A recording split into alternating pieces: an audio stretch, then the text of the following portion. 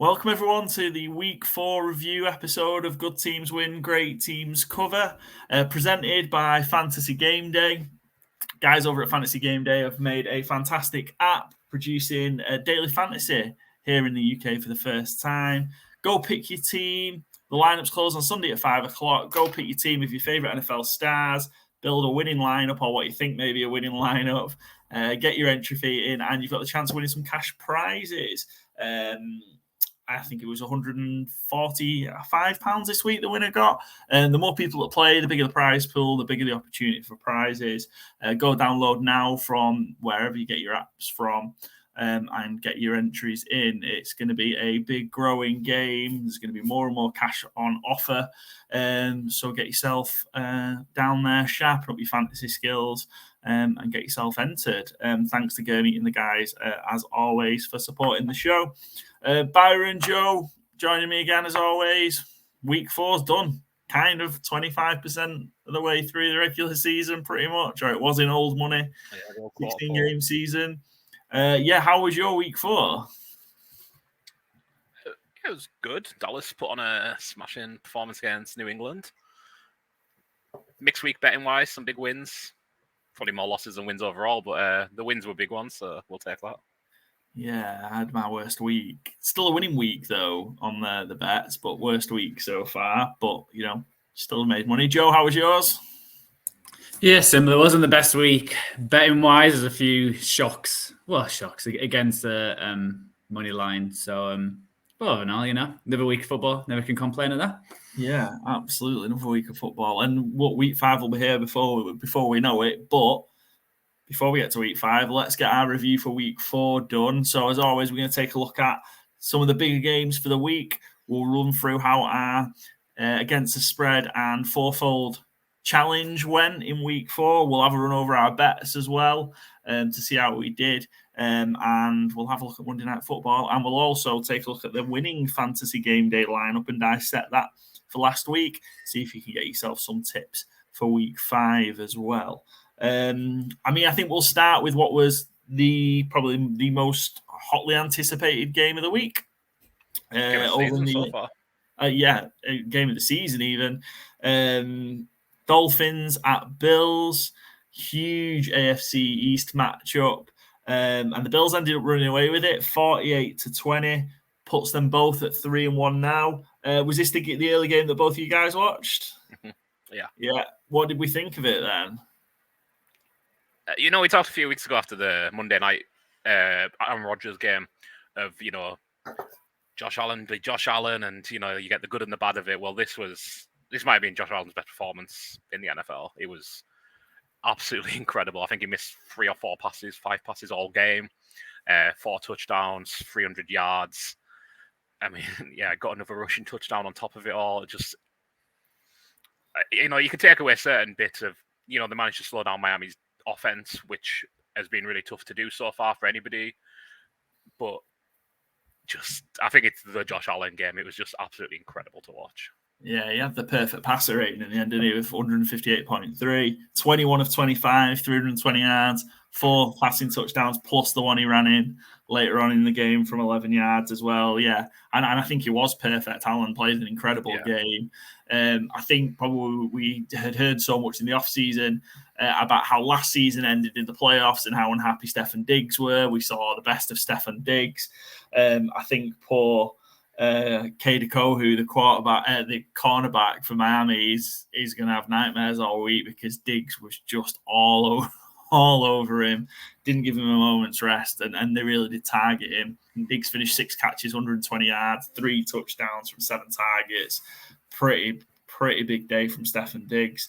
Joe, what did you make to Buffalo? That's 3 pretty strong performances from Buffalo in a row now. What do you make of them kind of rolling now?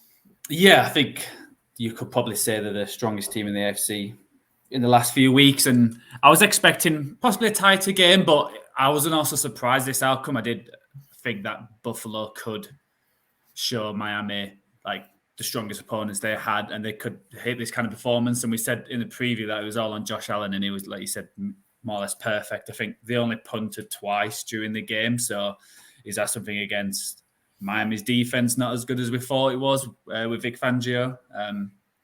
Next few weeks, I'll probably say that if that's so. And I think, they were just the stronger team. I think, like you said, Diggs had an unbelievable game, and see where we go from this. I think Armstead went out in the game for Miami as well, which I think was it was big for Miami. I think they need him to protect Tua, but I think overall, Buffalo's defense, it was one of the strongest the performance they've had for a while in for the last few years. So I think that they are looking dangerous moving forward.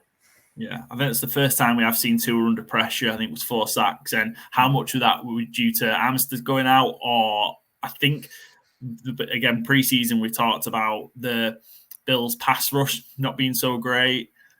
I think it is a lot better than we thought it was going to be. But I think it was kind of a bit of both, a stronger pass rush and the fact that Armstead went out, and just a combination of the two. Just Tua was under a lot of pressure. He didn't get any time there. And great point made, Joe. Yeah, still got Von Miller to come back into that. It could be quite scary. Think from a Buffalo perspective, we've talked about, can you slow? Is there anything you can do to slow this Miami offense down? I think Buffalo have shown the rest of the NFL it can be done, and a bit of a blueprint to do it. Is it any big worries to come out of this apart from the injury from Miami, or do we think it's when you can just dust yourself down and get back at it next week?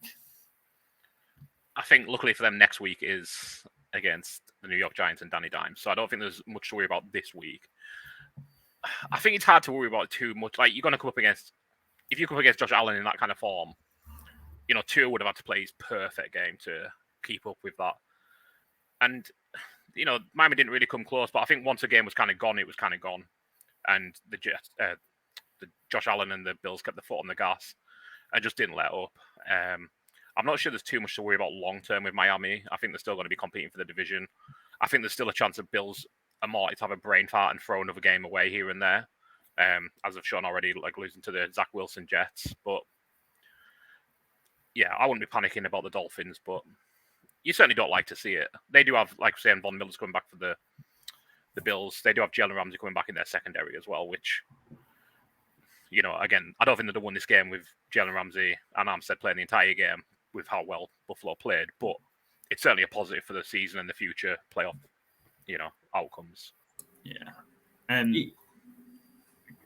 I was going to say, I agree. I'm not too worried about Miami. I think it's a one-off game. It was in Buffalo. They have struggled against Buffalo. I think these two teams are going to be certainly. I predict they'll both be in the playoffs. And I don't really feel like Miami definitely cannot beat Buffalo. I think it was just one, like you said, one of them games where Josh Allen was just at his peak, and I think with obviously being a new coordinator with Vic Fangio, and it's usually the second season you see him making a massive effect. But I think as the year goes on, they're going to get better and better. And I'm curious that they might be one of the teams who might trade for a big player like they did last year when they got Chubb.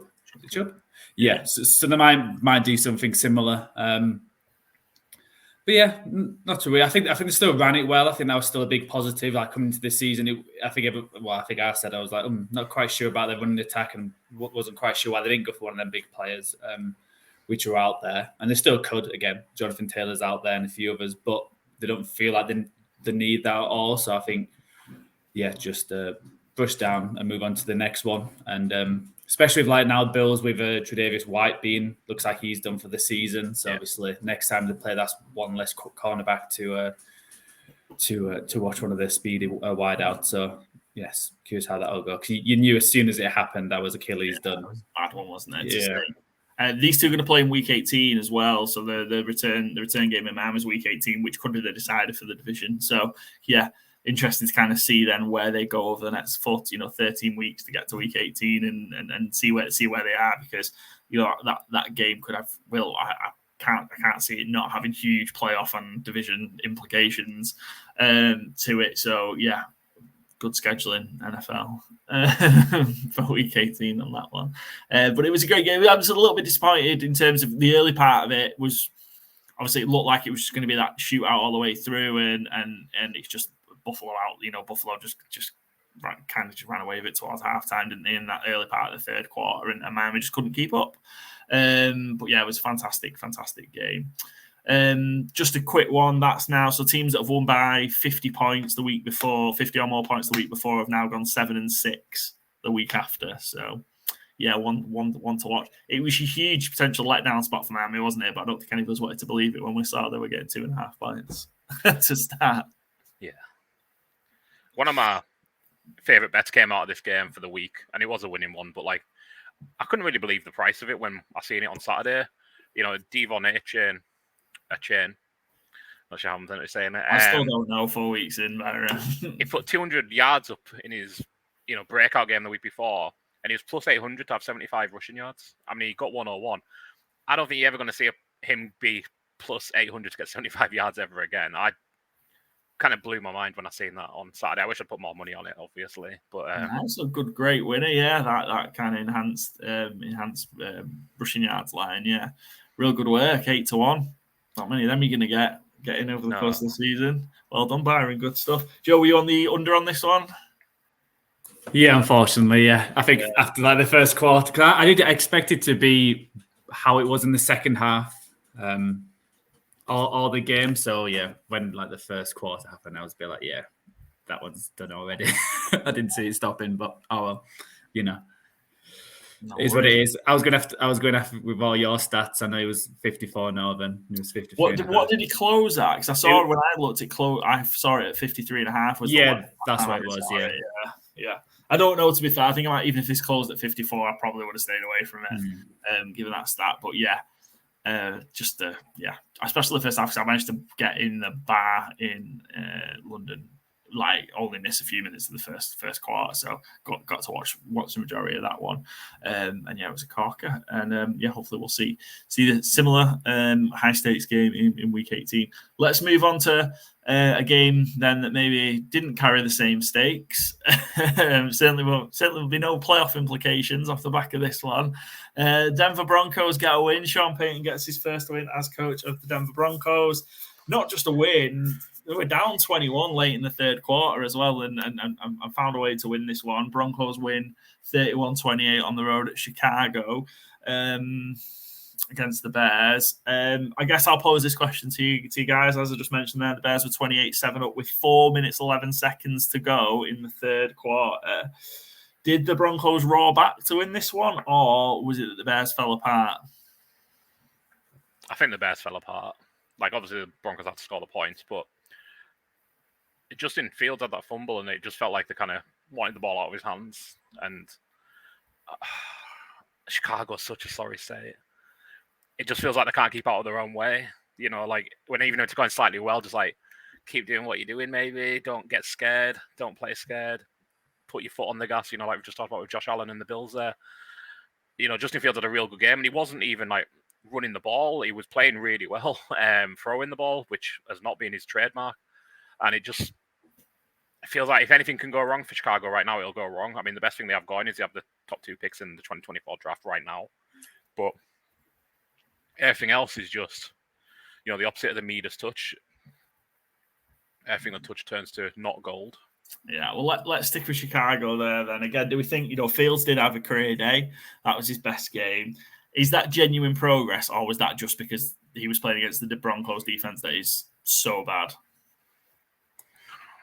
It's hard to be encouraged long term when we haven't seen it before, and the Broncos defense has been the worst. I think it's in the top 5 worst by DVOA ever since 1990, as long as they've been tracking it. It's hard to be well, that's Justin Fields' fix, because again, the Bears even took him out of his hands to end the game, where they lost the game. So I certainly need to see a few more weeks of it before I kind of think Justin Fields is fixed. I don't think he is. I think it's a one swallow doesn't make a summer, and if I was a fantasy football player, I am a fantasy football player, I'd be looking to try and sell Justin Fields on that performance rather than be buying him on his performance. Someone might be charmed. It was his first 300-yard day, 28-35, 335 yards, 4 passing touchdowns, and the 1 interception at the end. Joe, what did you make then? Seeing Justin Fields, because he's had an awful start to the year. Yeah, I think I agree about it. I don't think it's fixed, but it's positive at the end of the day. He had a good game. I think it is also they were playing Denver, so you have to see what it's like the next couple of games. But it just felt very Bearsy to be that so up and everyone thinking, oh, the Bears are actually going to win this comfortably, and thought, oh, everything's going to be, exploding in Denver. But yeah, I feel like I said, when you look at the game and you look at the stats, it is that I know the interception at the end, but that fumble, probably that's like the difference really, because obviously Denver turned it around and managed to get all them points in the end. But like for the I'm not impressed with Denver still, just because they won this game and came back. I know it's like, they were 21 down, but you're 21 down to what people thought was the worst team in the NFL. It says a lot. So I don't really see, great things for them either. I think I know there's a bit of Twitter arguing with the wide receiver. With Jerry Jeudy was getting it on with a few others. But when you look at it, they had like 10 receivers catching it on high 65. It's one of them teams where they don't have a star player anywhere. They just seem average. I know Jerry Jeudy's, I think he's a good wide receiver, but he's not really been a superstar for. That's not my shock face. My shock face is give Marvin Mims a fucking ball. There you go. 2 catches, 48 fucking catches. yards. Yeah. Give Marvin Mims a fucking ball. 40 odd of them came 40 odd of those came on 1 catch as well. Well, his first one was for -1. So 40. It's a Desmond Ridder stat line. I do not understand it. Like, Judy's fine. Cortland Sutton's fine. Brandon Johnson, is that his name? Brandon Johnson is, come out of nowhere and he's looking reasonable. He's a good red zone weapon. Marvin Mims is a fucking freak who, every time he touches the ball, apart from when he catches it once for -1 yard, impacts a game.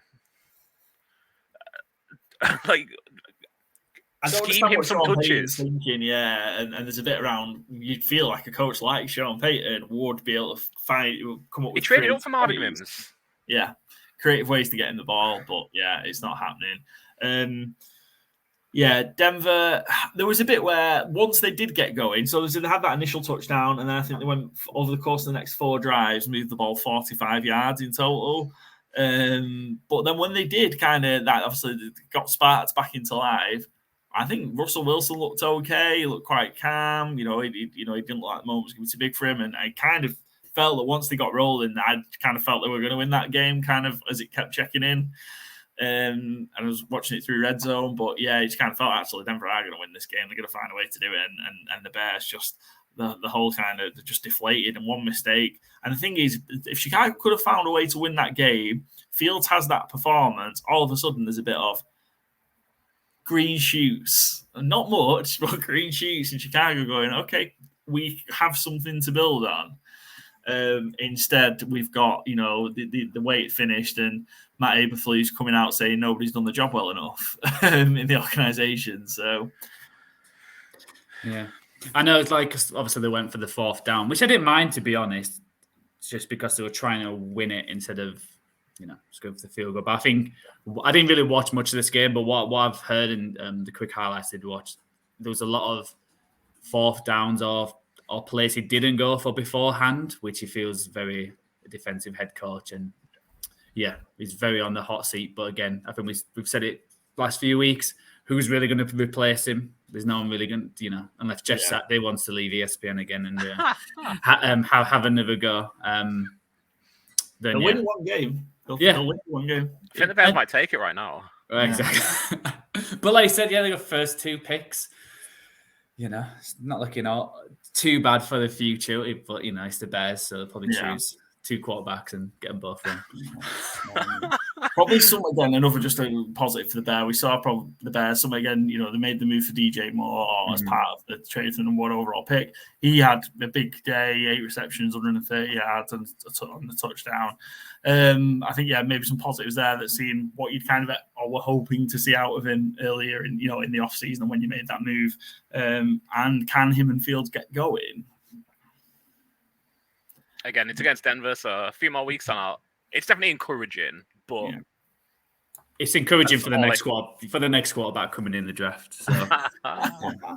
And you think because they managed to get a decent picks for obviously the first pick last year. So if they do get the first 2 and being very quarterback heavy, that is something to I know it's very early to say they've got the first 2 picks, but it looks like they're going to get 2 They're high gonna have 2 ones. top 5 picks. Yeah, so and you'll be able to I think they're a team where they're not one defensive player away from having a great defense. So if you can obviously keep the first pick, and if they get that, and then trade away the other one to try and get a big haul to try and build it, because this defense again, it's just not good enough with a defensive head coach that is his second or third year. I think second year, isn't it? But it's just you bring a defensive head coach in to actually see improvements, but they're somehow looking worse. And when they're getting rid of their best players because they don't want to pay them, it just doesn't look good for organizations and not setting them up for the future.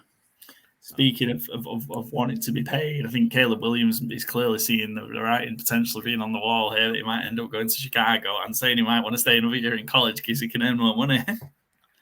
Yeah. Chicago have not got a good history of quarterbacks. Never had a 4,000-yard passer. You've got to play in fucking Midwest winter and it gets cold. I don't think I'd want to be a quarterback playing in Soldier Field half my games. Not coming from USC. Yeah. Yeah.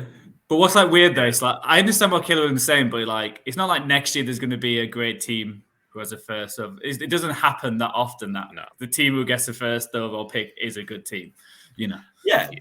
And I can't be the last one who actually. I think we often get this narrative around this time of year coming into Thanksgiving, November, where this player might hold out because the team. So it's the vast majority just go to the number one team because Caleb Williams tears his ACL next year, or tears his rotator. Anything can happen. You take the big money when it's there. You're taking a one pick. You don't want to be Matt Barkley. Yeah, well, the thing is now we're in a very different space now, aren't we? With the NIL money. Look, Caleb Williams goes and wins another Heisman. If USC can go win a national championship, why not? Why not stay? He's not adamant he didn't want to go play for the Bears because he can see what's just happened to Justin Fields. See what happened to others and go, actually, do I want to put myself in that situation? Or we could get an Elway or an Eli Manning situation. I don't know where he's just adamant he's not going to play for the team that drafts it. I think that's more likely, but I think it's more likely he just goes to the team who goes number one. Yeah, we shall see. Anything? And do we have anything on this one? I don't think I stayed away from it. No, I was tempted with the Bears plus 3.5, but it's is that what it closed at 3.5? I think it closed at plus 3 actually. I was tempted when it was 3.5, but plus 3 it was I wasn't betting the plus 3.5 either. I was tempted, like I say, because it's just the Broncos are awful. The Bears are awful as well. Clearly, they lost, but I just hated the idea of a 50-point loser getting 3.5 points going on the road. Yeah, and that would have been a squeaker, and it would have but I just couldn't do it in the end. Fair enough. Let's move on to our first overtime game of the week. The Los Angeles Rams going to Indianapolis and beating the Colts 29-23. This looked like the Rams were going to coast to this. The way this was going, I think the Rams were 22 up.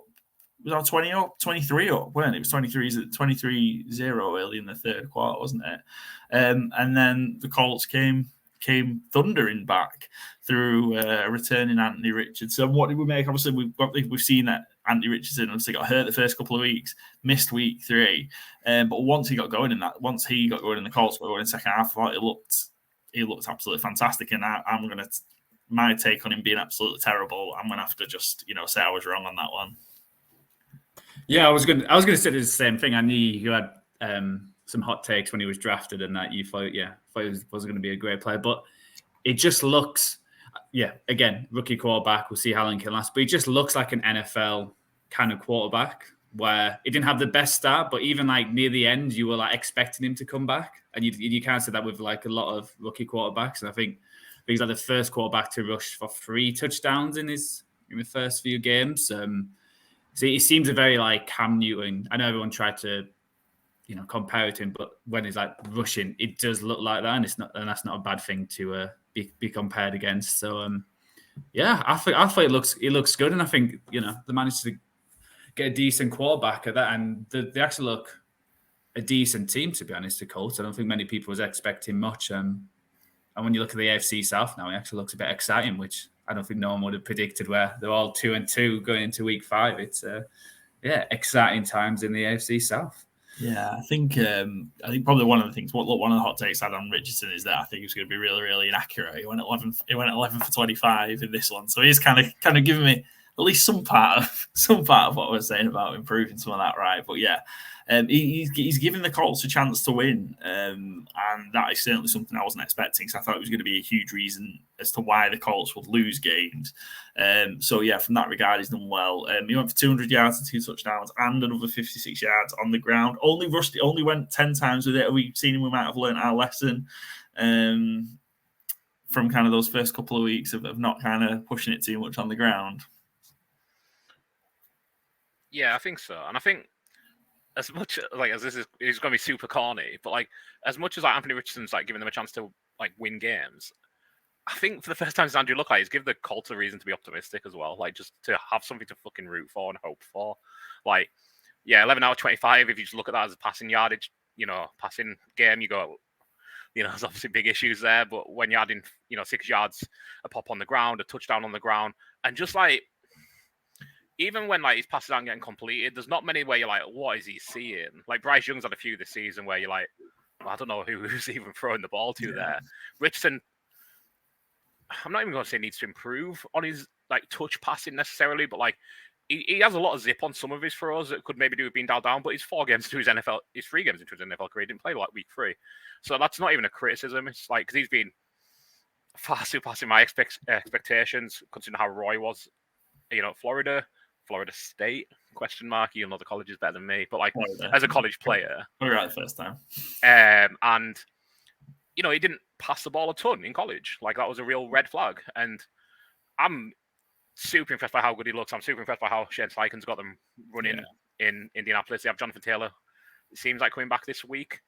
And yeah, they lost this game but I mean, I had the Colts as one of my dark horse picks to be picking first in the draft next year, and delighted to be so wrong on it. I've always had a bit of a soft spot for the Colts. I don't really know why. I loved Andrew Luck, loved Peyton Manning, I guess, and yeah, they're flying. I mean, win, lose or draw, they've still got reasons to believe.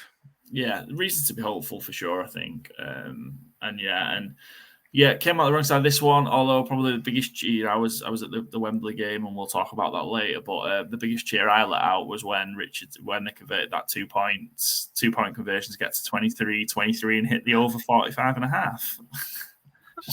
just me in this bar in London cheering that while everyone else is watching and wondering what the hell's going on in the other games. And no, it's the Colts 2-point conversion. Going wild for that. Thank you very much for that. Hit the over. The Rams got this one out, I think, didn't they? And I think we can close off the race for offensive rookie of the year. Just give it to Puka Nacua now. I think there's a quarterback in Texas who might disagree. I was about to say that. That looks fucking legit. But I mean, if Puka Nacua keeps up what he's doing, I think it's very, very hard to ignore him. He's got the most receptions of a player 5 games into their career, and he's played 4 games. That's not normal. It's wild. 39 catches in 4 games. So he went for 9 receptions, 163 yards, and the walk-off game-winning touchdown in overtime. Yeah. The legend of Puka Nacua continues to grow, and probably, he could flame out, but at the minute he's looking like the absolute steal of that draft. At the minute, 5th rounder out of BYU. I'm curious when Cup comes back, see how that affects it, because obviously Cup's a high receiving kind of guy where he just, he's again one of them players that, he's somehow got 9 receptions for 150 yards. How does that happen? Because he's just constant 15, 20 yards. So I'm curious how that'll affect how many touches he gets and how many yards, if he can continue that. Good problem to have. Yeah, and I think the Rams for half of this game look really, really good. Kind of fell apart a bit, particularly offensively. If Cooper Kupp can come back and stay fit, which is a big question mark, how good can the Rams be this year? Because I think nobody had any real optimism that there'd be a player in the NFC, but how good could the Rams be if Cooper Kupp can come back and stay fit and they avoid the massive injuries they had last year? I think they could push. Yeah, big. I think they can be, playoff contending. Definitely looking. I don't think they're going to win the division, but they definitely can be there and thereabouts, pushing teams like the Seahawks or the other team from NFC South for that 6th and 7th one. Yeah, like I said, it's the injuries. Obviously, Stafford wasn't fully fit, and then this game having issues with his hips again, which you never want a footballer to have issues with their hips. Where he was like hurting, he was planting one of his legs. So it's see how that goes, because that's a life-changing injury if that goes terribly. So but yeah, if everyone can stay fit and whatnot, and obviously, and Williams is looking a legit running back as well, which is, again, they've got a lot of youngsters are looking really good, and you got to give it to Sean McVay, but I'm still doubtful when they play a good team who have actually got a solid, good offense, similar like the 49ers, the Cowboys, Eagles, anything like that. If that young defense can keep it together, I think that's the biggest task for them if they are going to do anything this year. Yeah, I saw particularly Stafford although the offense kind of struggled, and Brett Maher again. I feel real sorry for Brett Maher, to be honest. Every time I see him, but yeah, kind of missed the 2 field goals that kind of drives that ended with nothing that probably should have ended with 3s. I mean the Rams are going to have a test next week. I think they have got the Eagles at home next week. So yeah, maybe you'll sort of see. We'll see how good these Rams are. But yeah, I just think the experience that they've got in the key players, like I say, with Cup coming back, Stafford, Donald, I don't know. I just think that I think they might make the playoffs. I don't know, a bit too early, but I just think they might make the playoffs. I think they'll just be a really solid team, and not what I was expecting out of them. I am curious though, if Colts got the ball in the overtime. It's one of them like rules we've chatted about. We're not the biggest fan of that. The Rams could be 1-3. Yeah, if the Colts got the ball first, huge lead. Yeah, so I think the halftime team is going to be around 8 and 9 wins, and see where they are, see how that racks up to everyone else. Yeah, cool. You guys have anything else on the side of the over which hit? No, I didn't know. I think just kind of one last little touch on the Rams. Though I haven't got the schedule in front of me, but I think Joe makes a real good point about all the play versus good teams will be indicative going forward, because that O-line, I think, is kind of like Cup's a real important piece and how they hold up to injuries generally. But that O-line, if they have any kind of issues on that O-line, I think they're cooked, because, Monday Night Football wasn't that long ago where, Trey Hendrickson was eating their dinner. And who did just play next week? He says Philadelphia Eagles. Matthew Stafford's hip might be the least of his concerns. His ability to run away might be up there. I think, they've got to play the 49ers once more. I was going to say they need to play them twice, but they need to play them again. How they stack up against those big defensive linemen is, I think, going to be real key to how their season goes. Really, I think they're well within the playoff argument because of how good they look when they're good. But if that O-line breaks down a little, I think it might break down a lot quick. Well, look, let's talk. We talked about the Rams there and the defensive front that they're going to play in the Eagles. Let's move on and talk about the Eagles. Eagles squeak out a win in overtime, our second overtime game of the week against the Washington Commanders in Philly, 34-31. I think we all thought going into that game that Sam Howell obviously just had a torrid time against the Bills defense. It was probably going to be pretty similar against Philadelphia. But stood up pretty well, really, I thought. Sam Howell, just on that defensive front conversation, I think they did a real good job of protecting him, trying to get the ball out a bit quicker. And I think he had a pretty impressive game, particularly the drive to tie it in regulation. He had some nice throws. And, they still took 5 sacks. And they did a good job protecting him. And he done really well moving the ball, I think, especially second half, like you say, especially late on. But that was still getting 5 sacks on him. Yeah. And I think, that's, I think predominantly down to how good the Eagles are. But yeah, I think, let's start with probably the question probably should have asked first. And I know the answer to this because I know what I would have wanted my head coach to do. But should Riverboat Ron have gone for 2 at the end of the game? I think so. I think they had the momentum at that point. I think to beat, the Eagles, I know they obviously got the ball. I think Commanders got the ball first in overtime. But it was still going to be a big task to get to push it down the field. But I think, I could understand why they didn't go for it as well, because I was actually surprised how much Sam Howell, how many points he got and how well they played against this Eagles defense. I know he threw it for 40 odd times. But I would have just gone for it just to be like, let's do one play. Let's just win it here. Let's go for it. Why not? And I was real shocked again. I was watching. It was on Red Zone in the bar. I was watching the games, and it's from Rivera. He's going to go for this. We've seen him do it before. I didn't see this situation be any different. You've got one play from the 2-yard line away in Philadelphia to win the game.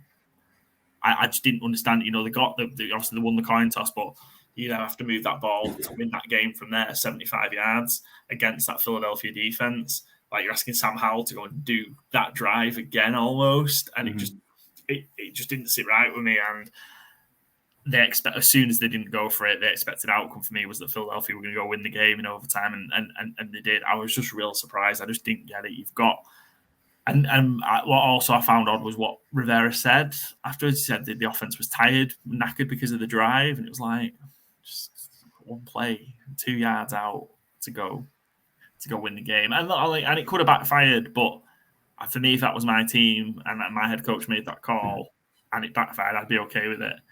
You've got a chance to win the ball's in your hands. You've got the chance to win the game there, and then just baffled me. It really did. And I always think that's in any sport is like, if you're the inferior team and Washington must know they're the inferior team, do you want the game to be short or long? You want the game to be short. So you can win it as quickly as possible. The longer the game goes, the worse it is for the inferior opponent, always. That's why cup teams can do well in like soccer, football. And, the league is a real test of who the best team is in that country. Liverpool weren't the best team in 04 or 05. Chelsea were in England. Like, you want it to be a short fit. I find it so frustrating. And I find it so, like, it shouldn't be so bold when teams do it. I remember the Chargers beat the Chiefs a couple of years ago. That Mike Williams late 2-point conversion, and it was like Brandon Staley's a real innovator. He's really ballsy, and it's like we'll get to him. It's just what you should be doing. Like, you're not as good as the Chiefs. You don't have much Patrick Mahomes. You want this to be a one-play game, and I just find it truthfully cowardly. Like, you've got your team there. They've gone all that way. I don't give a shit if you're tired. They're not going to get any more rejuvenated for overtime. Just go out and win the game. Or lose the game. But like, everything his nature said that Rivera would have gone for that. Like, everything that we've seen before tells us that he'd go for that in that situation. And if you on, Friday or Saturday, told Rivera, look, you'd be down 1, having scored a touchdown. You've got 2-point conversion with no time on the clock. What are you going to do? Without a doubt, I've got a chance to win the game. I'm going to go for it. I just found it really, really odd that his ass went. Yeah. Anyway. Somehow better, looked good after a bad week like we discussed. The Eagles again didn't look convincing, but 4-0. Keep getting it done, yeah. And it was a different one this week. DeAndre Swift had his big weeks, and AJ Brown, geez Louise, he was cooking this week. He was. Yeah. He's had a bit. I think it's been a little more up and down than I think people think in Philly, because Devonta Smith's been so good since he got there. And I think there's been like recent things of like the last 16 games, Devonta Smith's actually been better. And I don't know if AJ Brown kind of took it to heart this week because he was just taking everything he could get this week. Yeah, I think went for 9 catches, 175 yards, and the 2 touchdowns. Impressive. It's probably it's still not a fully complete Eagles performance, but probably the best one offensively so far. I think it's fair to say. So we've had these teams now. The Patriots. This is going to be a test of my ability to remember who the Eagles have played. The Patriots, the Buccaneers, the Commanders, and the Vikings. The Vikings. Thursday night football. That's why. Have all had kind of shots, because all 4 of those teams have had shots to win those games. What if you can't stop the Eagles now when they're not rolling? What's it going to take to stop them when they do get rolling? I wonder if it's like, have they played a team with like a complete defense? I think that's the difference. Like, when a team's got good defensive backs, they'll just run it down your front, and then like Washington's, their strength is there up front, so they managed to stop the run, but then the team just went off of the back. So yeah, I think, and also people's got to take the chances. Like, when like the Vikings, they left a lot of points on there, like when they fumbled the ball out the end zone, and a few things like that have gone the Eagles' way. And not going for 2 points here. That could have been. They also fumbled and managed. I think Lane Johnson recovered it as well. So it feels like they're getting their luck. And I think Hurts was looking better than he has done. But I was a bit disappointed with the defense today. I was expecting a bit more. I know they got 5 sacks, but I was expecting them to shut down Sam Howell how it was last week. But I think they're going to be. I think they're going to win that division. So I think it's just teams have got to prepare for in the playoffs, to be honest, and try to stop the tush push. And hopefully the referee see the. I don't know if you saw one was like lining up in the neutral zone. They got flagged this time, which apparently is being emphasis now to try and stop them with that. So see how that goes. Or the brotherly push, is that what it's called now? I think brotherly shove. Yeah, there you go. Yeah, your brotherly shove. Yeah. Yeah. Jeez. I mean, didn't work so well for Danny Dimes last night. The schedule lines up pretty well for, I think, the Eagles as well. We've talked about the Rams. They play next week. Then they're at the Jets. They've got the Dolphins in Philadelphia. They've got the return game in Washington before playing the Cowboys. So they're going to be 7-8, 7-0 going into Dallas. Yeah, they could be 5, 6, 7, 8-0 going into the Cowboys in Philadelphia first. So 8-0 before they get to home game against Dallas, which is before their bye. When we then get the Chiefs, so that could be where we sort of seeing those games potentially against the Cowboys and the Chiefs. I don't want to make out like to be fair, like I think the Dolphins could run them real good as well. To be fair, I don't want to make out like that's a gimme. But yeah, the other 3 probably are. Although they just went to overtime with Washington. You know, Washington could take them to overtime again, and maybe big Riverboat Ron grows his fucking bollocks back. It does feel like Washington always keeps them close as well. Yeah. So I wonder if it's like teams like that who could get them to hang around.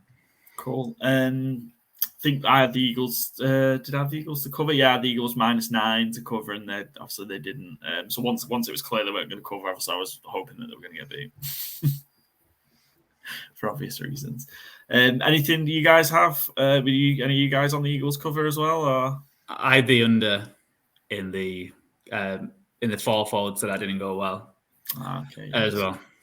I managed to pick all the overs, which were put as under, and then obviously all the overs I picked went under. So yeah, getting the wrong way around this week.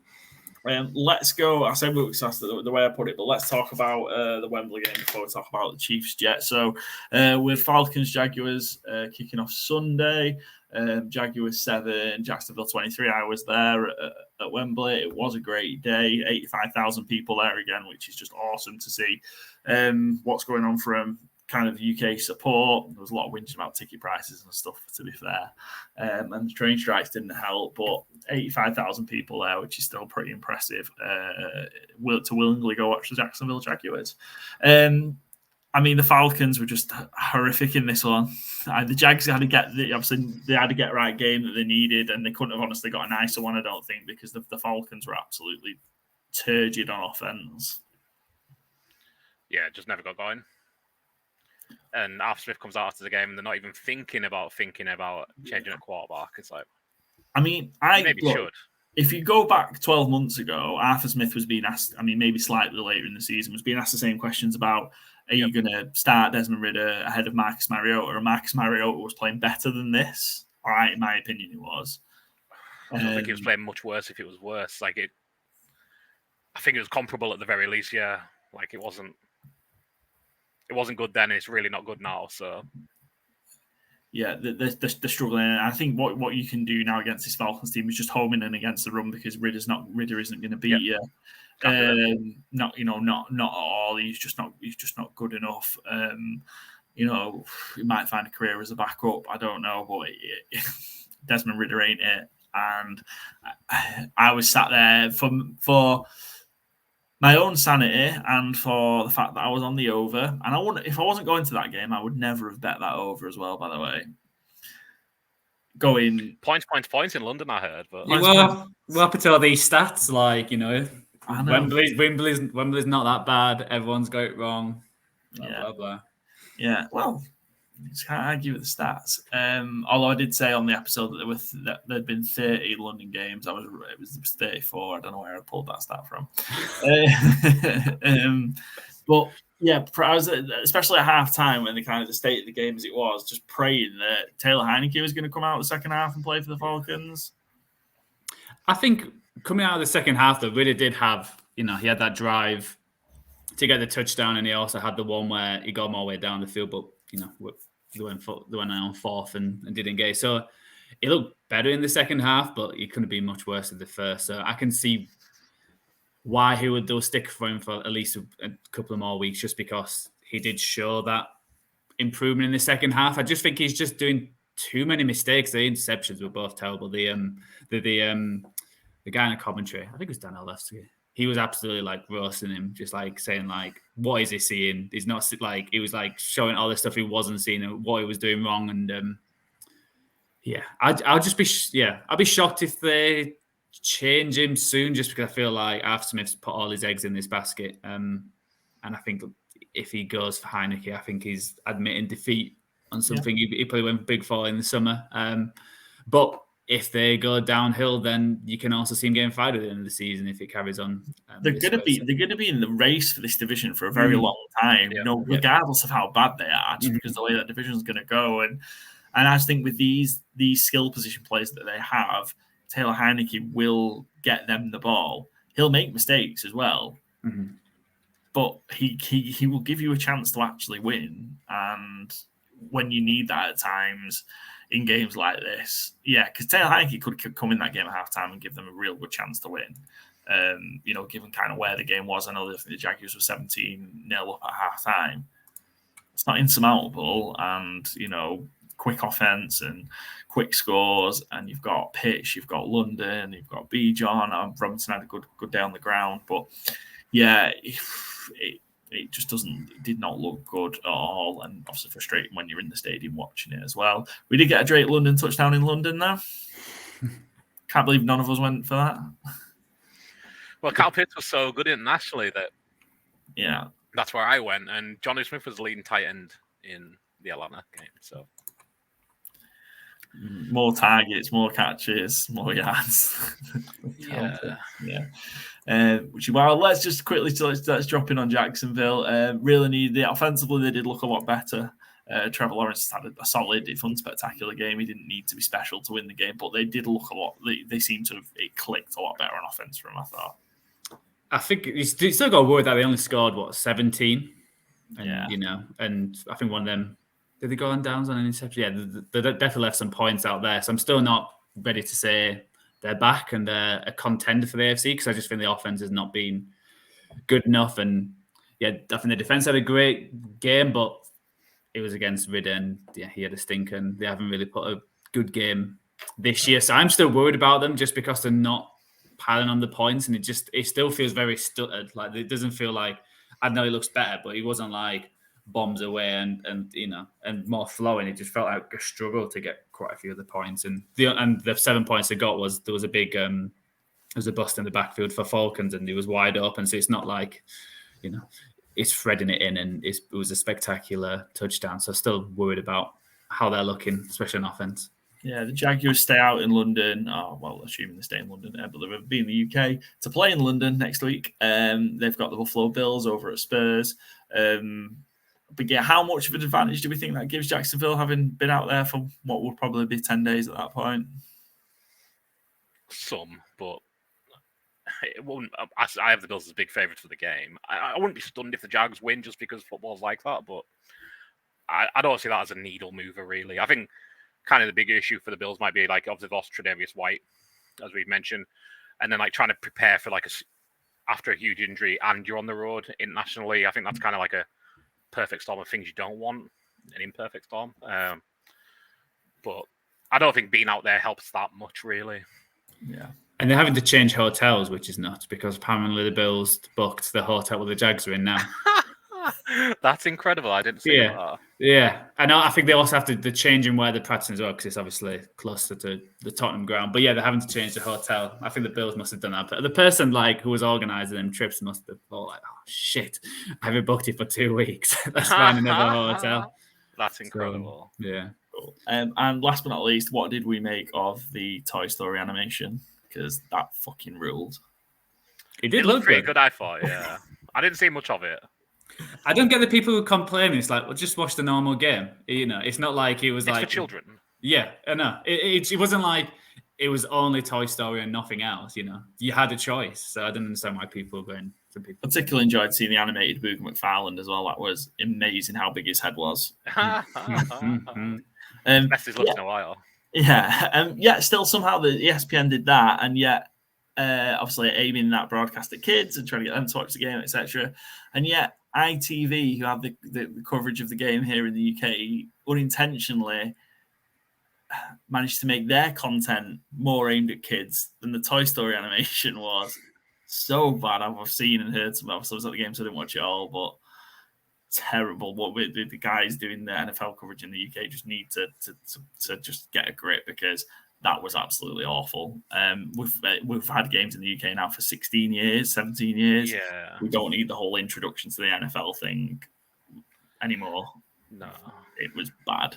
And Darren Fletcher, the guy who does the football commentary on BT Sports, did the commentary instead of an actual, or just using the ESPN, the game on ESPN or the NFL Network, wherever it was. ESPN. Yeah, ESPN. Just use that. Anyway,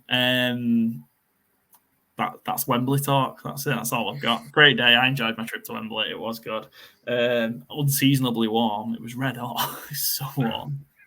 Not warm enough for shorts, but warm. No, my pal who came with us had shorts on. I did not. I was rocking the Tony Romo jersey, and also shout out at Mugs NFL for my Cowboys Jason Witten jacket, because it's awesome. I was rocking that as well. Yeah, that's it. Wembley talk over.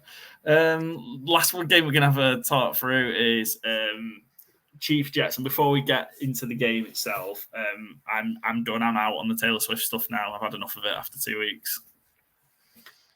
I don't care. I think it's fine.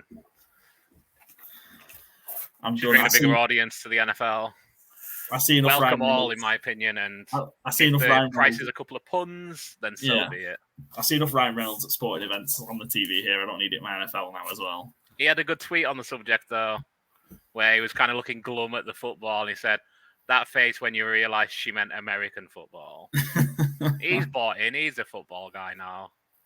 Or at least he knows how to fucking tweet like one. So yeah, I've had enough of it. I've had enough of it. NFL UK and Sky Sports at NFL. I'm also very disappointed in your Twitter feeds and content. Sky Sports NFL put out have the Chiefs found a new good luck charm because there were 2-0 games at Taylor Swift's. Maybe because without her, would you pick them to beat the Bears and the Jets? Can you beat Justin Fields and Zach Wilson without Taylor Swift in the house? Yeah. Guess we'll never know.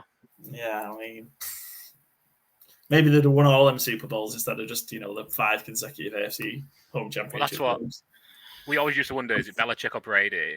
In years to come, we're going to wonder, is it Reed or Swift? Yeah. Or Mahomes even. Maybe. Yeah. Anyway, out on Taylor Swift talk. Close the circus down, please. In terms of the game, I'm out on Taylor Swift. I'm also out on the refs. The refs fucking suck. Yeah, they also. I'm a little tired of reading. I'm more tired of reading about this than I am tired of reading about Taylor Swift. Truthfully, it's rigged. Get out of here. It's one baddish call. Baddish. Well, is it any worse than giving the Jets a safety that was outside the end zone? We've seen those. Maybe they're making up. We've seen bad calls every week. Yeah, maybe we're making up. We've seen that before. 49ers one that should have been one. Yeah, tell me about it. The Chiefs won this one 23-20, got off to the hot start, and then really struggled. They were 17 up in the first quarter, and then just all offense for the Chiefs seemed to have stopped. The Jets defense got a bit of a grip of it. And you know what? I was real happy for Zach Wilson that actually we did see something out of him, because that lad has taken so much stick.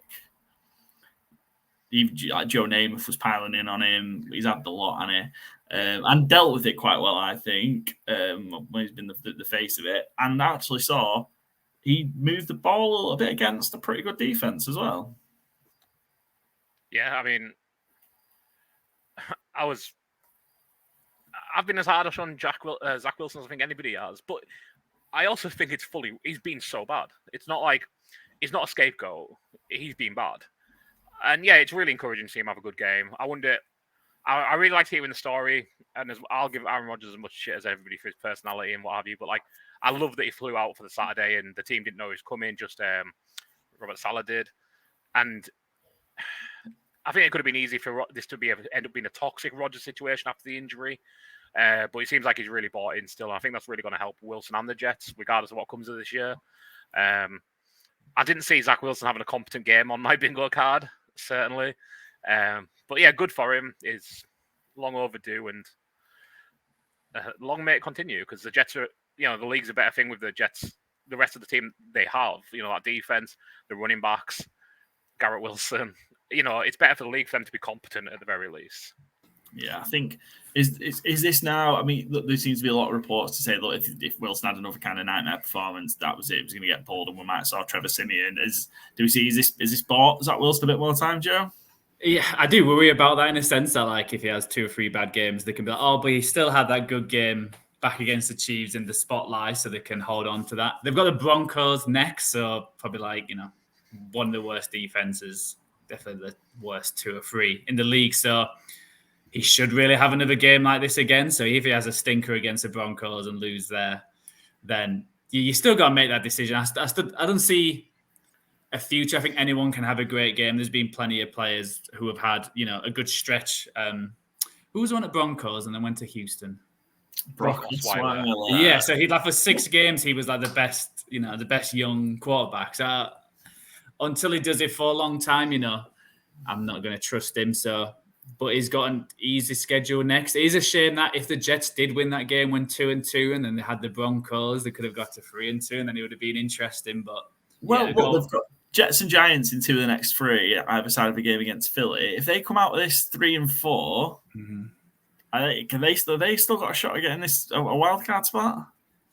I just don't see it. I think there's going to be too many games where it's going to come down to Zach Wilson to win it, and he's going to throw it away. That's what my anticipation is. I think there's too many good teams in the AFC for them to, Miami's going to take one. The AFC South looked a lot better. I think the Chargers have managed to come back.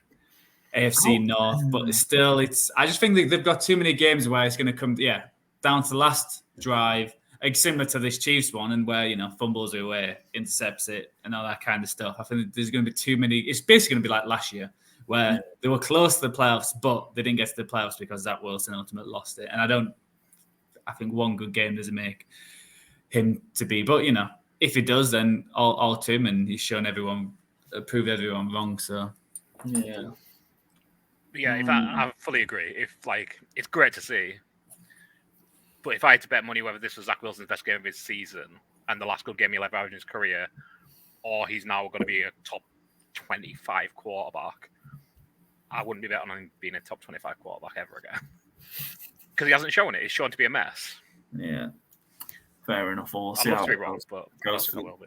For the Jets, I feel like the Chiefs got away with one here. Really do feel like got away with one, yeah. Mahomes was worst game for a while, wasn't it? I was going to say one of the worst games I can think of in playing. Period. Even the interceptions, everybody throws interceptions. It happens. They were just so bad though. They weren't. It kind of looked like he was throwing it to the defender. Yeah, and he should have had 3 really if you take that whole holding call. But I think I saw a stat. It was the first game NFL and college where he was worst. He had the worst stats compared to the other quarterback in terms of touchdown throws, interceptions, yards. I think there was something else. Completions, across all 4, yeah. So go give it to Zach. But I just think again, I see the Chiefs similar to the Eagles, where they're 3-1. And they're playing poorly, and I think they're only going to get better. I think, will they get to the Super Bowl and win it again? I think the team's playing worse than they did last year, but I also can see in week 14 and 15 that they're just rolling, and they've only lost 2 or 3 games as usual, and they've got a home field advantage. So. Pacheco looked particularly good, I thought. He just runs angry, doesn't he? He really does. Pacheco looked really, really good. But interesting one on Sunday Night Football. Yeah, it turned out to be probably a good Sunday Night Football game considering what we all thought of it going in. And I need to learn about when the Chiefs have these big numbers, big spreads to cover, they just don't fucking cover them. Yeah, cost me money as well. Yeah, really need to learn. I saw it because I didn't watch the whole game at the time, but when it was 17 up in the first quarter, I was in the hotel. I got to the hotel room and London was checking it, going, "Oh, don't need to worry about that now. Go to sleep." Yeah, not good. So can we just have a rough when I send you the bets through, going and Chiefs, I've got a big spread to cover. Anything over 8. If there's anything over an 8 points, Chiefs cuts a spread, and I go add the Chiefs to my card. Joe, you need to message me going, "No, don't do it." Well, it's how you keep Mr. 60%, isn't it? You've got to lose some. So yeah. I think we're just hanging on. I think we're like 61 or 60 now. I went 4-3. And I should have added. I phased myself with the Seahawks, which I suppose we'll talk about at some point in a second, because I didn't get them at the +1.5 that I should have done, and then they were going to win that game easily like they did, and I just didn't do it because I was like, no, you're just going to end up losing if you do it now. But 4-3, not the best week, but still a winning week, which is good. Let's have a look then at our FourFold challenge, and we'll touch on the rest of the games as we do through our ATS picks and the FourFold challenge. Let's just have a quick run over what we did. I went 2-2 at the Chiefs again. Fucking Chiefs. 2-2. Byron 3-1, Joe 2-2, and I guessed Gary 1-3. Oh, shout out to Gary. Losing guess, right? No, Bobby G went 1-3 as well. Oh, I thought it was all on 2-2. My apologies. Yeah. Shout out to Gary who did the Cardiff Half Marathon on Sunday. So well done. Shout out Gary. Continuing doing the good work, raising money for charity with his running. So best of luck. With that, just running through, my favourite was the Chiefs. We've just talked about that. Chargers Raiders. Let's talk about Chargers Raiders. What an interesting game that ended up being. Byron, you had the favourite in. I had the Chargers minus whatever it ended up. I think it was 6 when I got it. And the under, which was nice because the chaos at the end just somehow this game didn't go over. Brandon Staley 4th down calls. He did it again. He did it again in his own territory. What's he? Is it him? Is it the right thing to make that call and go for it? Because he did it against the Vikings. It didn't work and they got away with it. They got away with it here again. Should he make the call or should he take the less risky approach? I think it's fine to go for it, but I don't want to say it because it's so glib and cliche. He just needs to start making them. Obviously he does. But, I think it's fine to have faith in your offense. It's your best part of your team, other than Khalil Mack this week on a one-off. But I think generally having faith in your offense, having faith in Justin Herbert is a good thing. And I hope he doesn't get burned by it. But, yeah, squeaking it away at this point. You just need to learn how to run a play on 4th and 1. You're playing the Raiders defense, who's not burned. So, figure it out. Every other team seems to get a 4th and 1, but somehow the Chargers, who again nearly lost a game but they should have won, and had someone who had 6 sacks, just feels very much like the Chargers. And even when they got the interception, they had to get a first down. After that, it would have been very Chargers to get the interception. I think did Samuel run out of bounds or didn't go down? He slid down. Oh, okay, but he could have carried on and got some more seconds off. But to be a rookie quarterback, nothing to shout about, but you just got to pile on wins at this stage of the season, I think. Yeah, Aidan O'Connell came in for his first start after Jimmy G was ruled out with a concussion. Poor Aidan O'Connell because just Khalil Mack feasted on him. I thought in the face of it, though, he did well despite that and the pressure, which is not what he could have done about it. So there's a couple of fumbles in there as well, but kind of being thrown in like that, I thought he dealt with it pretty well and had an okay game. In the grand scheme, I think we've lost Byron for a second. An okay game in the grand scheme of things. Chargers covered that it was -5.5. I think it was -6 when we got it, but they're won 24-17. Joe, Vikings Panthers was your favourite, which you got. Vikings got a win that they desperately needed. Yeah, I was worried about at the beginning when what was a 99 interception touchdown return. When Kirk Cousins throwing interceptions again. But I just had faith that they were a better team than Carolina. They want to go 0-4. That he was tested at certain points during this game, but they came out winners, and that's why he got picked. Yeah, needed it. I had the Vikings, one of my successful picks. I think it was -4.5 when I got to it. I think it was on the Sunday. Yeah, just really needed it, didn't they? I mean, it wasn't, particularly, again, it wasn't a great performance. The Cousins stat line 12 and 19, 139 yards for 2 touchdowns and 2 picks. One of them, which you mentioned, is that 99-yard pick 6. Yeah, they didn't look great, but they went to the guy they needed to go to, Justin Jefferson, and kind of got them over the line. Mattinson had a decent game as well, I thought. I think he went 17 for 95 yards, and defense managed to get some pressure. Harrison Smith had 3 sacks. Interesting to see that stat line, but I think it was one the Vikings needed to just kind of arrest the slide, and they've been in 1-score game all 4 weeks, and they've won one. And obviously that fumble touchdown from Carolina probably was a big swing. Yeah, because it felt like if they go in there, I was going to struggle to cover, but worked out in the end. Yeah, Bryce was back in after Andy Dalton. Bryce Young was back in at quarterback after Andy Dalton came back in. Probably his best performance so far. Mm-hmm. Yeah, just, same old. Offensive line's not good enough.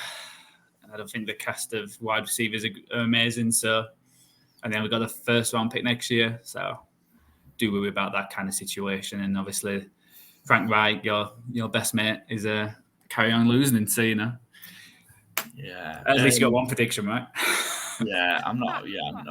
Well, I just listen to myself at times. I thought Bryce should hit the ground. Bryce should hit the ground running, and the veterans that they brought in around him would help. And it's just not been the case, has it?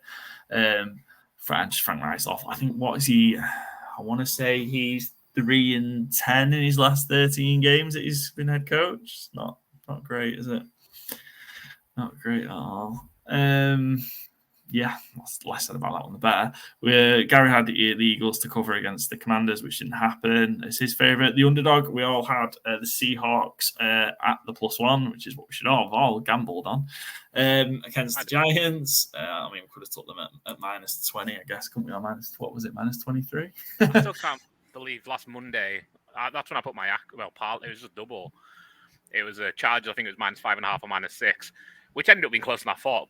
But the Seahawks were +2 or +2.5, and it was just like, this is not a valid line. I think it ended up being -2.5 or -2 by the time it started. But it was never there was no way the Seahawks should have been underdogs for that game. It was just crazy. Just giving free money out, just helping everyone out in week 4.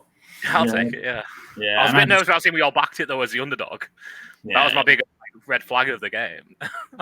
Yeah, I should have been on it. And even when it was, I think I saw it on yesterday, at some point yesterday, -1.5. I still should have took it, and didn't. I just didn't, want to turn it around and then be on that fine margin where you guys win it and I don't. If I've got it at minus whatever. But the Giants look. I've only seen the highlights of this one, but the Giants look really bad. Well, have they only scored 3 points in the first 2 home games? So you'd be a bit disappointed with a home season ticket to see that. Not cheap in New York, I'd have thought. Oh. And if you're a New York Giants fan, you don't even get to have the New York Jets experience of seeing Taylor Swift at your stadium. So nothing going well for the Giants. No, I think that's three in the 3 primetime games they've been in, because they had obviously Sunday night Thursday against Dallas 40-0, 30 whatever that was against. Was it 30-12 against the 49ers, and 24-3 here? It almost feels like that's kind of I don't say the most embarrassing part, but they had they were called the mini bye Thursday to Monday, and they look like they just played 4 days ago. 11 sacks is. I'll happily criticize Danny Dimes. I'll happily criticize the contract, but you're getting sacked 11 times. You're getting rushed every other drop back. Yeah, I don't know if you saw too much. I think so. Eric Armstead from the Niners was tweeting saying, "How come you threw out so quickly against us and we couldn't sack you, and then you just let these boys feast?" It's bad. Again, talking about Zach Wilson gets a rough ride of it. There's not many players in the NFL who get the piss took out openly like Danny Dimes does. Yeah. I'm trying to think a porous offensive line. What's a better word? That probably isn't. That's a good one. Yeah. Not enough to describe giving up It's like 11. a turnstile. 5 turnstiles. Just How many was it against Dallas? Was it 7 against Dallas? I think so. Yeah. But even without just the pure numbers, I don't have the hurries and pressures to hand. Yeah. I just remember it was 11 sacks because it was 11 sacks. Like, that stands out. And it just, like I said, Miami next week, it's not as scary as a lot, but like he's going to have to be dropping back a lot. Hopefully he gets Barkley back to relieve the pressure a little bit because Matt Breida ain't it, and Eric Gray ain't it, and Gary Brightwell ain't it. So, yeah, it was 14 quarterback hits they got. Quite a few. Yeah, poor Danny Dimes. And for Seattle, ticking along okay. Seattle. Yeah, Devin Witherspoon got his first career touchdown before Jackson Smith and Jigba got his, but I don't think that's how they drew it up. But yeah, Witherspoon had a really good game. Again, there's so many caveats when the game is this lopsided. But yeah, Seattle seem to have really got going since week 1 kind of horror show. Yeah, 3-1, moving along nicely. Yeah, good stuff from Seattle. Yes, that was all of us hitting the underdog. Gary had the 2.5 for the Dolphins. He was charmed by that. That did not hit. Our overs, we were all terrible on the overs. I had Pittsburgh, Houston. I thought Houston were going to do that on their own, the way that game was going. Yeah, I know the Steelers are pretty bad. I didn't think they were this bad. No, I mean, I picked the under here, obviously, for this game. So I'll touch on it a little here. But that was because, I could be like, oh, I got the pick right. I openly talked about it on our preview show. Like, CJ Stroud's great run ends here. He's not throwing an interception yet. Well, that ends here. He's going to get sacked so many times because the Steelers' defense is so good. I didn't go on the under because I thought the Steelers were putting up 6 points. And I certainly didn't think the Texans were putting up 30 points. Like, I got lucky with calling that an under because if the Steelers' offense was anywhere competent, that's an over. So I think you've been a bit hard done by there because, the Texans, CJ Stroud looks legit. And the Texans' offensive coordinator, Bobby Sewell, I think his name is. I've got his name slightly wrong there, but it's something along those lines. The 49ers guy, he's got him rocking. Nico Collins is looking like a top 20 receiver. And yeah, can't say enough good things about CJ Stroud. Yeah, I think I'm probably talked about this during the season, but I kind of thought CJ Stroud was going for a real good year, and yeah, he's showing it, and I think we might get to the end of this year and get past that. Ohio State quarterbacks are no good in the NFL. And Bryce Young's certainly not looking like he should have went number 1 compared to how Richardson and Stroud have started their careers. Yeah, tough on that, Bryce. But yeah, I think Stroud's going really, really well. Still, so not throwing a pit yet. Looks like he's got pretty good command of the offense. And yeah, kind of the way I thought that Texas would have the Texans would have some success against the Steelers defense. I thought they'd be able to just, again, not just hang Stroud out there to drive because protection had been an issue the first 2 weeks. But yeah, this was not how I saw this game going. I thought we'd see the Steelers at least be as good offensively as they were against the Raiders the week before, and it just wasn't the case at all. I don't know whether Kenny Pickett's going to miss time or not. I don't think it's going to be long. What I've seen, I think it might be a couple of weeks, but it's not season ending, which it could look like. When he first went down, yeah. Bone bruise, but yeah, Mitchell Trubisky coming in. I don't know, is that better? I was gonna say, I wonder if it's the point where Pickett's now going to start. It's going to get questioned if he's good enough for the NFL. Like, I know Kennedy's getting most of the blame, but I think Pickett's going to start to get questioned and being like a Pittsburgh homeboy. I wonder if when they'll turn on him, because especially I think coming out of the off season, everyone thought, this is going to be, they're going to be humming. They're going to be, They had a real good preseason. That's what I'm saying. Yeah, they had such a good preseason. Everyone thought, I think I put him in the playoffs just because I thought, Pickett's looking good. He's actually throwing, and it's just, except the Raiders game, not being good. So you never know. I'm better off without him, but yeah. Probably worth a check-in at some point on our preseason predictions. Maybe we'll do it at the halfway point, but can't believe I've got Pittsburgh down to win, or certainly don't feel that way anymore. Had them down to win 10 games. Yeah. Defense is really good in and the offense looked good in the preseason. I don't think that's a bad take. Yeah. I think we all had them around 8, 9, 10 wins. But I'm not blaming Kenny Pickett totally. I would much rather see Matt Canada miss a few games. I don't think Kenny Pickett is ever going to be a franchise quarterback, but is he going to be like a Daniel Jones? And, yeah, probably that's probably the good case. Is that good enough? No. Is that we're going to stick with and give a contract to? It's I certainly wouldn't. No. And I don't think Mitch Trubisky is a big fall off from there. But I'd love to see. And kind of just on the Danny Dimes thing, again, you look at that line yesterday. He's not really had a good line. He had an okay one last year. And outside of Saquon Barkley, he's never had weapons. And I'm not I don't think Danny Dimes is a good quarterback, but I kind of think the same with Pickett. And you just give them an environment. I think I say this every week about somebody or other, but Justin Fields was last week. Give them an environment to succeed and see if they succeed. Don't just keep trotting fucking Matt Canada out there because he happened to be the quarterback coach. He's not qualified for a job. And you look at, again, touching back on it, CJ Stroud with a great OC going innovative straight away. What would CJ Stroud look like if Matt Canada was his play caller? Yeah. But I think, to go back on the Texans, and the Texans are right in the mix for this division. Absolutely. I think they're going to have a shot at winning this division. And, worst to first, they could be the one. Yeah. Steelers as well. Again, Joe, put me a reminder down. Whenever we see the Pittsburgh Steelers as a road favorite, to fade them. Don't think we're going to see it very often now, but Tomlin is a road favorite. Awful. Cool. That was that. Bucks Saints. Baker's rolling. The Bucks are 3-1. Leading the division. Baker and the Bucks went into the Superdome and beat the ever-loving piss out of New Orleans Saints. I had them on our picks list, but I didn't expect it to see it quite like this. I just understand why Carr played. It feels like they would have had a lot better chance if Winston played. Because if Winston plays, I hit that fucking over. Let me tell you. Yeah, it just feels like Carr wasn't playing well beforehand. So you playing with him with an injured shoulder. Is it actually going to be that much better? Just why didn't you just go for Winston and see how it went? Give Carr off a week, Yeah. But Carr being Carr.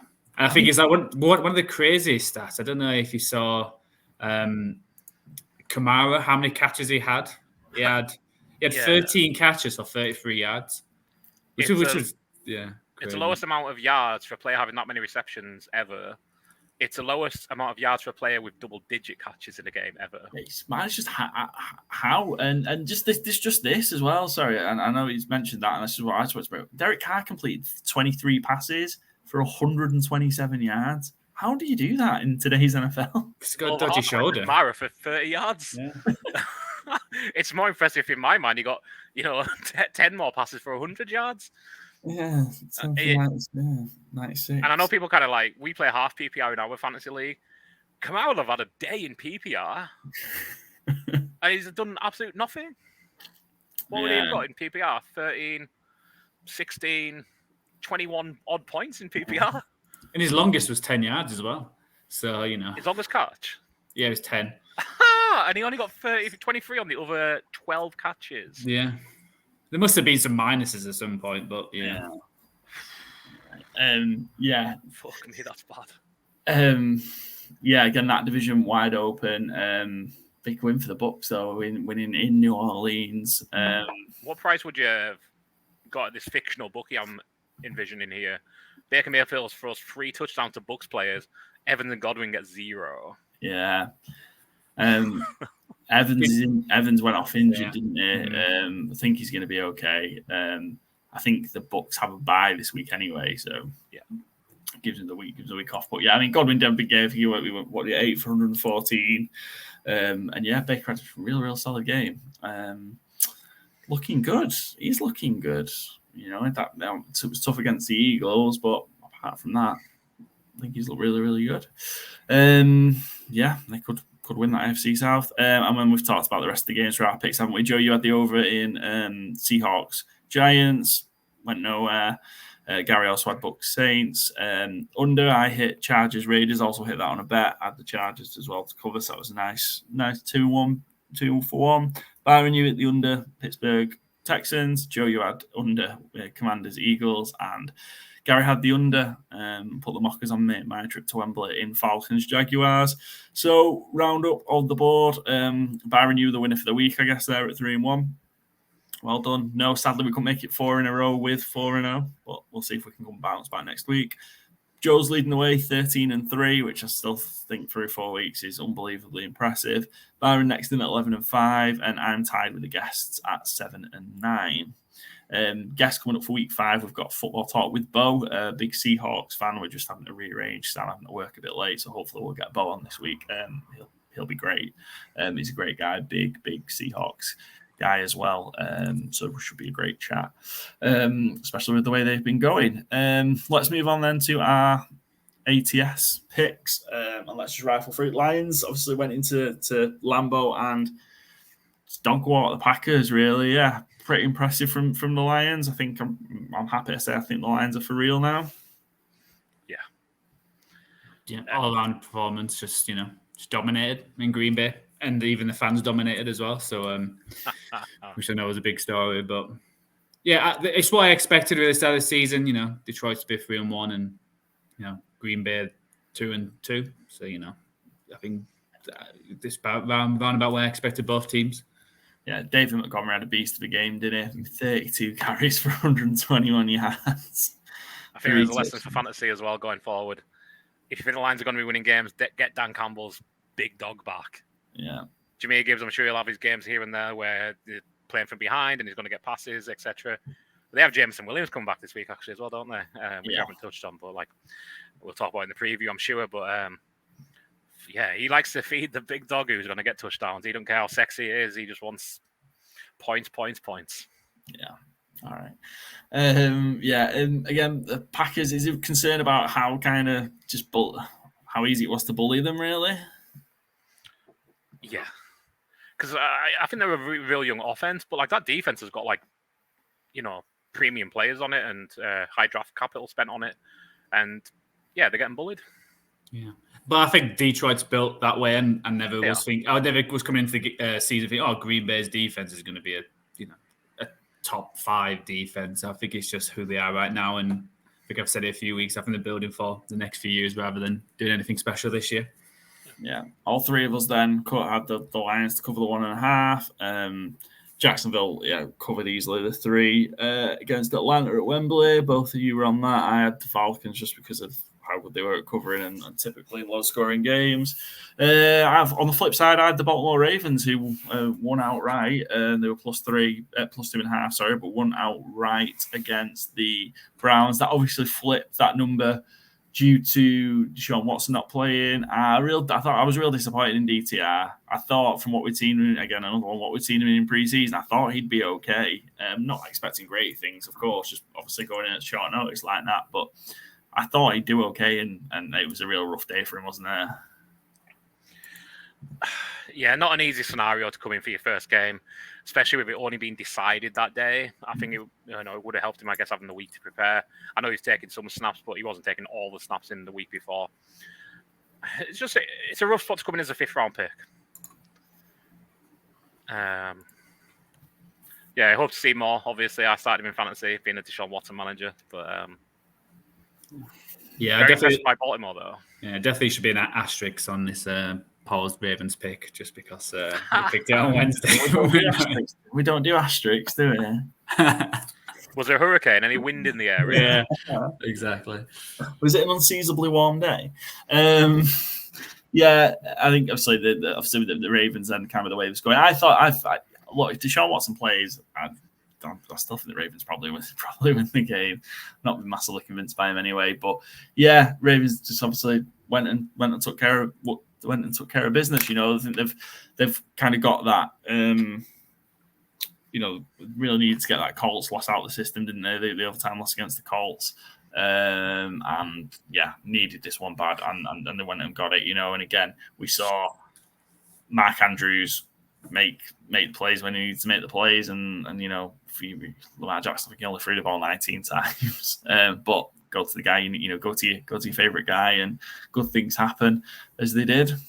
Yeah, should be really 4-0 really. But they have got 2 wins at Cleveland and at Bengals, so 2 up in the division away from home. So good start to the season. Yeah, big ones there that they'll rely on, and then they go to they finish off those road games at Pittsburgh next week. And then you've got I suppose all the home games at the back end of the season, haven't you? So should be in a good spot for them, and maybe some time to get a bit healthy as well. Obviously, they should have players to come back as well with the injuries that they've had to start the season. There were. A few weeks ago, they were one of my favourite bets. If you remember, the Ravens plus 100 to win the division, and they're now minus 125. So hopefully, people had a listen and got on that if they were interested in a longer term bet. Yeah, good shout. Bears, Broncos, have already talked about. Me and Byron were on the Bears. Just stop doing it. I'm just pushing the end. It's a push, yeah. Led us down both teams. Yeah, of course they were. Yeah, that feels like that's the right outcome for this one, isn't it? Yeah. I took the Texans +3, and obviously they crushed the Steelers. You two were on the Steelers. Rams, I was on the Rams, so was Joe. Byron took the Colts. Tampa, I was on Tampa. I feel like I've been quite sharp on these. I've done pretty well on the underdogs this week, haven't I? Getting the Ravens, Texans, but they should count for more.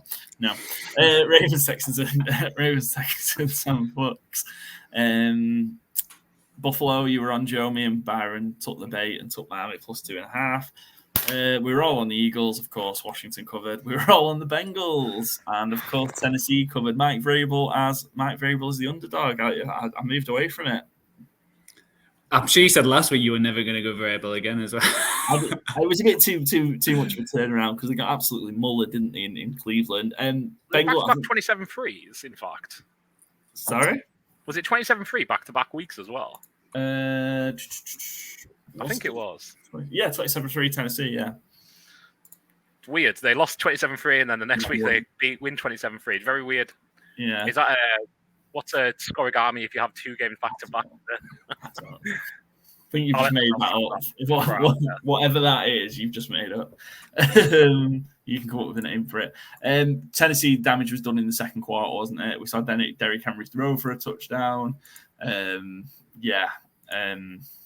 Big game, probably the first big Derrick Henry game we've seen, didn't we? It looked like what we expect to see out of him. 22 carries for 122 yards and a touchdown.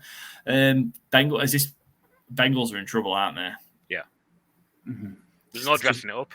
Yeah, it's just Burrows doesn't look the same. He hasn't all year, It feels a bit like, can he rest up for the next 3 or 4 weeks? But is he actually going to look good then as well? Because I think even preseason, no one was really looking good with the starters. They've just not performed on offense, and it feels like the offense drives them most games, and they're just not going to win if you only can score 3 points. So.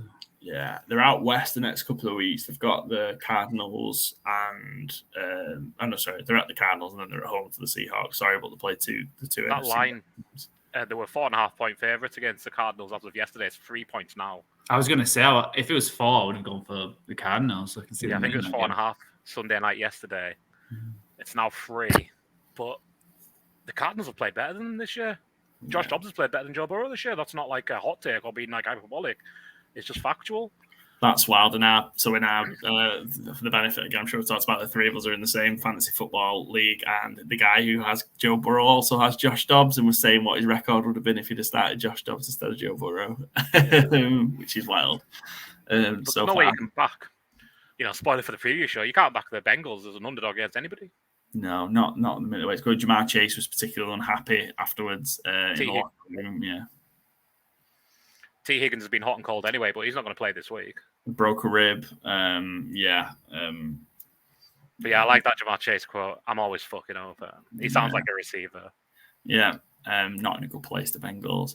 1-3. Vikings, Panthers, we've already talked about. Vikings covered, we're all on those. We were all on the Chargers. We were all on the Dallas Cowboys. But again, I've got my thoughts on it. Byron, what did you make of obviously the Cowboys bouncing back against the Patriots? Great. Just I got called a bit hot takey for saying this is Bill Belichick last year in New England, and they're going to win 4 games. I believe I predicted that kind of range. I loved them putting the fucking stomp on them. Dak Prescott was good. The defense was destructive. It was really pleasing to see. Bill Belichick's biggest loss as a head coach, right? Yeah. Which is wild, yeah. 38-3. I found it real surprising. I thought somewhere you've took a tonking somewhere. I assumed it was going to be that. The Bill, I thought was it the one before? Was it the Bills playoff loss? Was that the one? And then this overtook it. Yeah, well, unless this is a regular season record again. Remember we had this discussion about the TJ Watt first ever touchdown thing? Yeah. That might be because Buffalo beat him by a lot, didn't they? Yeah, that was a lot, that one. And I think this might be tied with a Buffalo win in the regular season. I think it was 2003. It was week 1, I think it was, where Buffalo beat him like 38-3 or whatever the score was. So I'm not sure if it's just tied for the greatest ever, but like it was the most fun one ever, certainly, I think. So. Well, I think the problems. Matt Jones in particular, he just looked like he went under, didn't he? One he got away with, but you can't throw the ball back across your body twice in the NFL and not expect to have that ball turned over. It's ridiculous. Just decision making was awful, and we got a Bailey Zappi appearance. I'm a big fan of Bailey Zappi. Me too. Fun overs guy in college. So I'd also like if never mind. I like Bailey Zappi. I think he's fun. If you want to get real fun though, just chuck Malik Cunningham in for the rest of the season. He's a fun quarterback. I thought they cut him. Did they cut him and then bring him back? Yeah, snuck him back on the practice squad. Got you. A wide receiver combo. Cool, yeah, of course. So to have that third quarterback, yeah, that makes sense. From a Cowboys perspective, defense good, bounce back like that. Obviously, got shredded against the Cardinals the week before. Very good defensively against the poor offense. I didn't see what I wanted to see in terms of the red zone offense, though. Really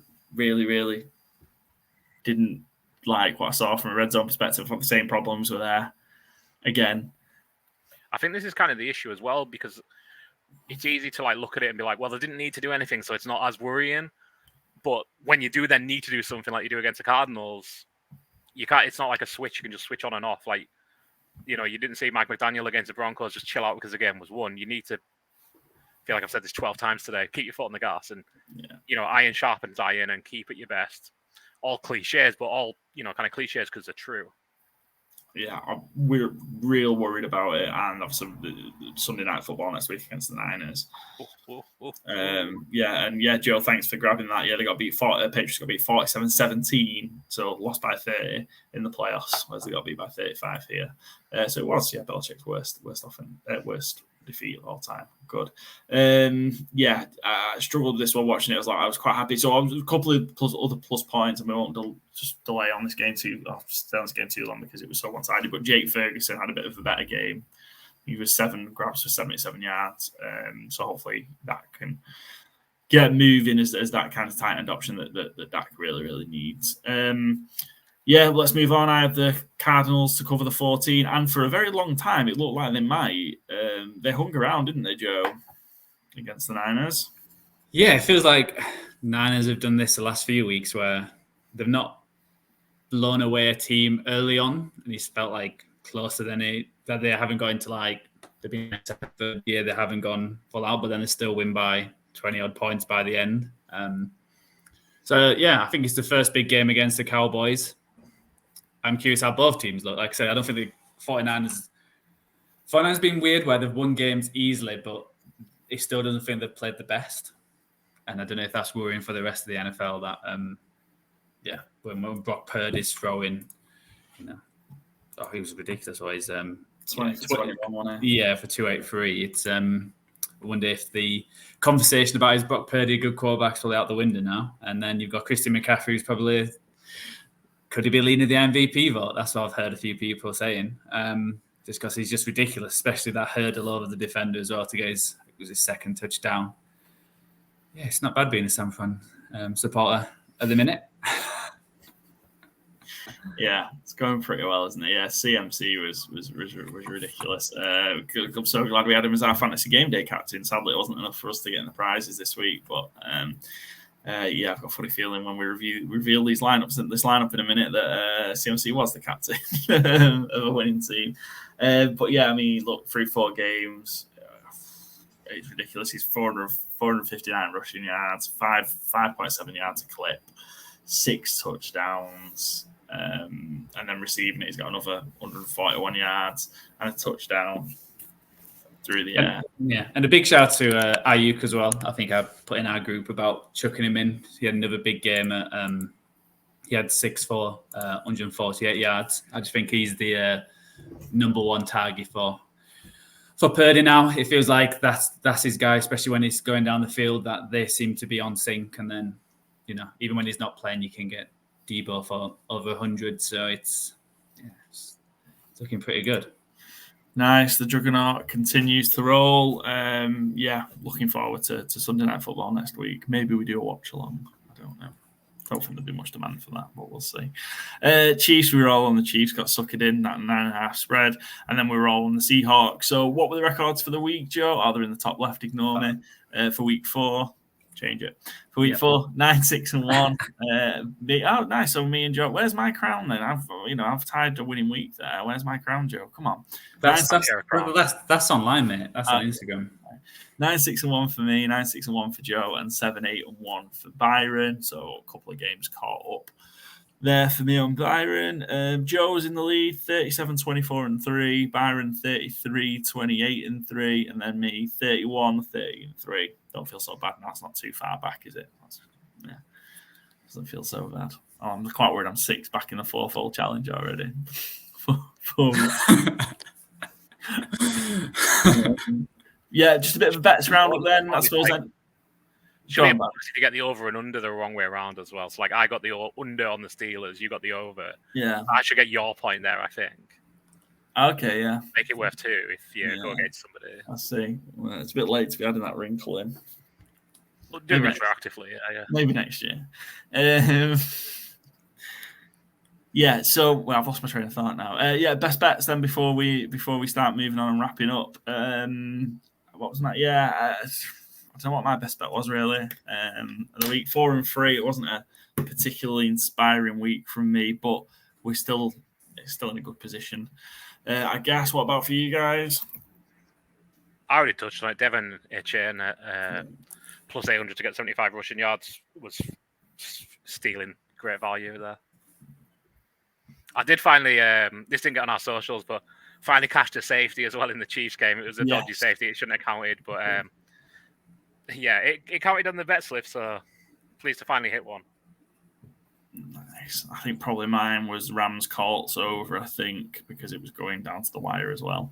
It was probably my best one. Also, I'm going to shout out myself because we haven't, we've turned the tide around in college. We've been rolled in college the last couple of weeks, 6-3 for me in college this week. Which was pretty good, actually. I really had a good week on that. 3 winning weeks in a row on that after a horrendous week too. So follow us because it's just all me. Follow me for some sharp college picks as well as the season continues. We are about to head into week 5, but before we look at our fantasy game day lineup winners, who are our winners and losers of the week? Gents, you want to go first, Joe? Who was your winner of the So I'll go Hamlin, good time story. Nice, first game back. So definitely the winner of the week, and he might get a few more games coming up. Nice. Good stuff. Byron, winner of the week. CJ Stroud. Nice. We touched on him already. Don't need to go dive too much into it, but wonderful performance. Yeah, no cool. line. I'm going to go for Puka Nacua. He's just continuing that unbelievable start on the walk-off touchdown. We're in overtime. It was a great way for us to carry on the great form having the season so far. Loser of the week, I'll go first. We'll go back the other way. I'm just going to go the Pittsburgh Steelers in general. Just they're in a real bad place. Real bad place. So, Pittsburgh Steelers. Apologies to any Yinzers listening. Not looking good in Pittsburgh. Byron, loser of the week. I'll go with Danny Dimes. It's 58th game of his career. He has taken 4 or more sacks in 25 of them. Brutal on Monday. At least the man got paid. He's going to need to use that money for medical bills, I think, the way it's going. Joe finishes off then with your loser of week 4. Yeah, I'm going to go the Falcons and Arthur Smith. just head coaches who can't see when it's time for a change, and only scoring 7 last week and 6 this week. It's not looking good for a team who I expected to be a lot better. Yeah. Cool. That's week 4. Week 5, we'll have our customary look at Thursday night football. Don't think the scheduling gods have been kind to us. It's not a bad one to miss, really, is it? It's the Chicago Bears at the Washington Commanders. I didn't have one slip up, by the way, in this episode talking about the Commanders. It's only been 4 years. Good. Doing good. Well, we've only been doing the podcast for, 9 months. Bears at Commanders. Bears are 5.5-point underdogs. Over-unders 44.5. I have no real read on this game, to be honest. Any early thoughts from you guys? One little stat that I think you'll like, your kind of stat, I think. Teams playing TNF coming off overtime against an opponent who didn't play overtime are 3-21 against the spread. Wowzers. Right, okay, that's interesting. Do you want to back the Bears at plus anything? I know I don't. I might. 6 is a lot. I know it's 5.5. It's 6 on DraftKings. If I was having a bet, it'd probably be on the Bears plus 6. I'm not backing the Bears again. I'm not doing it. I'll probably go Washington. I just don't like the Bears. I'm just like, I don't think I'm going to bet the Bears the rest of the year. It's just that thing. I think they're the better team. I think it's pretty big for Washington in terms of if they win this game, they're 3-2. Yeah. And when you look at like the rest of the teams who are around that playoff position, if Dallas loses to 49ers, they're 3-2. You've got all the NFC South, a lot of them are 2-2, and the North as well. Yeah. It's if you're serious about if you're going to try and get there, if you're going to push for the wild card spot, you need to knock off Chicago at home, don't you? Yeah. And it's the first primetime game since new ownership, so like I think it's going to be hard to be like a celebratory atmosphere with Chicago, but like they're going to have to try and make it one. Not sure if that impacts the on-field review or not, but not a game I really want to pick a winner. But I think plus 6, I'll do the Bears. But yeah, I think I'm going to stay away from that line unless it moves considerably. Yeah, I don't like it. I don't like it either way, which is wild. Maybe an over-under spot and some props for that one. But that's our first game of week 5. And last but not least, we will finish up with Fantasy Gameday. So go and download the Fantasy Gameday app. The guys over at Fantasy Gameday are doing a great job so far. The app's only has launched for the 2023 season. Daily fantasy in the UK. The app's great, real easy to use. Go download it from your Apple App Store, Google Play Store, whatever it is. Real easy to use. You can get your team set up. You can get entry into the game. You get your team set up in minutes. Build your team using the £40,000 budget that's in there. Build your team, and if you do well enough and are in the top 20% of the entrants, you win yourself a cash prize. And we had more entries this week. I think we were getting close to 100 entries this week, which has gone up week on week since it was launched, which is fantastic. 97 entries, and the winner got, because I've got it here, £145. So congratulations to the winner, and this was their lineup. So yes, very popular captain in Christian McCaffrey, 106 rushing yards, 3 rushing touchdowns, 71 receiving yards, and a receiving touchdown. Pretty solid. I think what this goes to, you can actually build a team of stars using that budget, and I suppose just some, those stars going big and some contribution to from elsewhere, and you can be right in the money, really, can't you? With Fantasy Gameday, the Hurts and Brown handcuff, I think, worked quite well. Yeah, I think that's always the thing with these DFS lineups is if you can hit your stack, you're in a real good slot.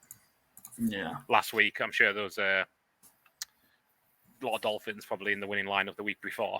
Yeah, there was one when we looked at it. It was the trifecta. It was Tua, Hill, and Most Most was in it, yeah. But yeah, we went Herbert, Keenan Allen, didn't we, as our handcuff, and that looked good up until half time. Like it looked like we were going to be in with the shot. We just missed out.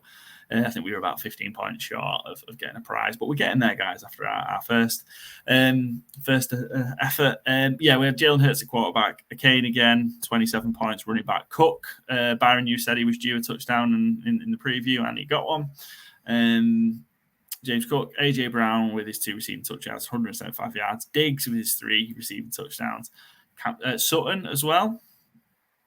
Pretty solid, That's just if you get those guys, you're getting in a bit cheaper on your flex just to get a bit of a touch. If you can get a contribution of a touchdown, it's going to help massively. And Austin Hooper, a name I've not seen for a while, but he didn't particularly contribute very much as well. I think they won by 17 points in the end. So yeah, that I think that hurt the Hurts Brown combo key to that. And CMC, I'm going to assume that's the top captain score in Fantasy Gameday so far at 97.4, unless Gimmy comes back to us and tells us otherwise. Pretty solid from CMC. Right, gents, should we wrap that up for the week? We said an hour and 15. It's been an hour and 45. We're getting there. It's coming down. It's 15 minutes less than it was last week. As always, thanks very much. And we'll be back for our Week 5 preview late Thursday, early Friday morning. It'll be released. As always, go give us a follow. Follow on Spotify at Good Teams and Great Teams Cover. You'll be notified of new episodes as they drop. Give us a follow on our Instagram page. Also, X or Twitter, if you're still calling it that, and our YouTube page where you can see the video versions of the audio podcasts and see our faces and all the great slides Joe puts together. At GTW_GTC. We'll be back, I say, late Thursday, early Friday, our Week 5 preview, and hopefully, if we can get it arranged, Football Talk with Bo is going to join us. Bo, big Seattle Seahawks fan, so yeah, it'd be great to get him on. And another guest. Guests have been great so far as well. Shout out to the guests. All the guests have been brilliant so far. Long may that continue. So yeah, until next time, we'll see you to preview Week 5.